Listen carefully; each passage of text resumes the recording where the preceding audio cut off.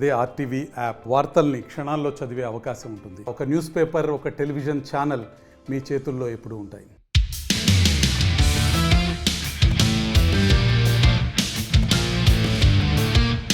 Telugu association of north America board తీసుకున్న నిర్ణయం వివాదాస్పదంగా మారింది. ఎన్నికల ప్రక్రియకు సంబంధించి బోర్డు సభ్యుల నిర్ణయాన్ని తానా ఓటర్లు తప్పుపడుతున్నారు.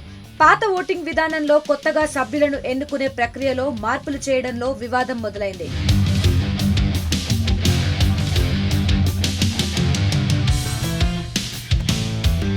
తానాలో గతంలో సాంప్రదాయ పద్ధతిలో ఓటింగ్ జరిగేది. అయితే బోర్డు సభ్యులు ఇటీవల రెగ్యులర్ ఓటింగ్ విధానాన్ని మార్పు చేస్తూ తీర్మానం చేశారు. ఈ విధానాన్ని కొత్త పద్ధతిలో నిర్వహించాలని డిసైడ్ అయింది. కొత్త విధానంలో ఈమెయిల్ ద్వారా ఓటింగ్ చేపడతామని చెప్పారు.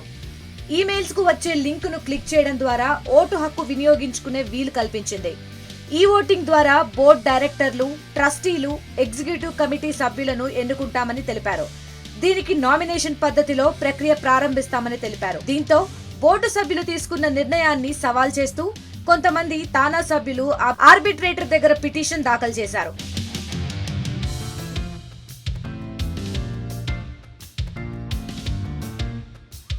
అయితే ఆర్బిట్రేటర్ ను ఆశ్రయించిన తానా సభ్యులకు ఎదురు దెబ్బ తగిలింది.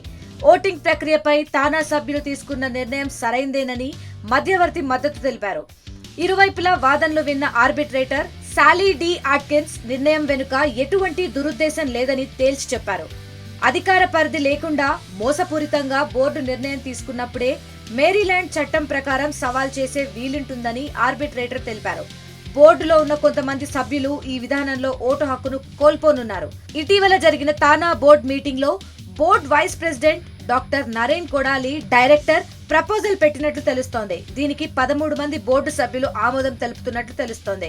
2 సభ్యులు తానా ప్రెసిడెంట్ నిరంజన్ శృంగవరపు, గారపాటి విద్యాధర్ నిర్ణయానికి వ్యతిరేకంగా ఓటు వేశారు. మరిన్ని వీడియోస్ కోసం ఛానల్ ని సబ్స్క్రైబ్ చేయండి. లేటెస్ట్ అప్డేట్స్ కోసం వాట్సాప్ ఛానల్ ని ఫాలో అవ్వండి. ఆ లింక్ డిస్క్రిప్షన్ లో ఉంది.